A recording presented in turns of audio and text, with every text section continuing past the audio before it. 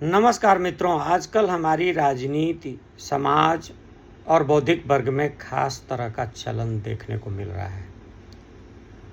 मोदी सरकार कोई कदम चाहे अच्छा उठाए चाहे बुरा उठाए, कोई मुद्दा वो अच्छा उठाए चाहे बुरा उठाए, उसका विरोध करना है, इसलिए एक खास वर्ग उसका विरोध कर रहा है। इस विरोध के पीछे गुण और दोष नहीं देखा जा रहा है, जबकि होना ये चाहिए था कि विरोध, अगर दोष कोई है, मुद्दे में कुछ कमी है तो उसका किया जाए, अगर कोई कदम गड़बड़ है तो उसका विरोध हो। लेकिन सिर्फ इसलिए कि उन्होंने ये कदम उठाया है, ये उनका उठाया मुद्दा है, इसका विरोध किया जाए, ये थोड़ी असहज करने वाली बात है। आपको लगता होगा कि ये बात मैं क्यों कह रहा हूँ। हाल ही में 25 जून को आपातकाल की 51वीं बरसी बीती है। आप सब जानते हैं कि 25 जून 1975 को तत्कालीन इंदिरा सरकार ने देश पर आपातकाल थोप दिया था।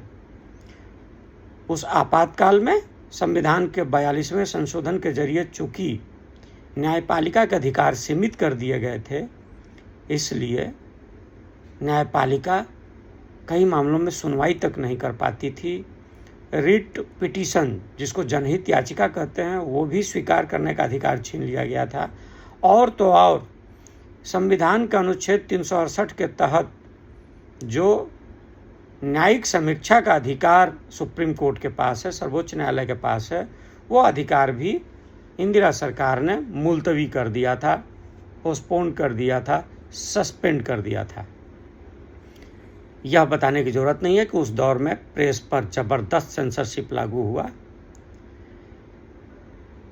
उस दौर में परिवार नियोजन को लेकर के जबरदस्ती बहुत सारे ऐसे लोगों की भी नसबंदी कर दी गई, सिर्फ कोटा पूरा करने के लिए, जो नसबंदी के लायक नहीं थे, यानी जो अविवाहित थे या जिनकी उम्र, प्रजनन योग्य उम्र बीत चुकी थी, जो बुजुर्ग हो चुके थे।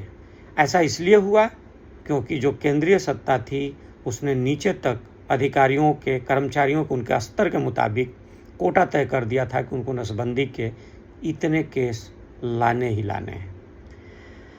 और उन दिनों समानांतर सत्ता के केंद्र के रूप में इंदिरा गांधी के छोटे बेटे संजय गांधी उभरे थे।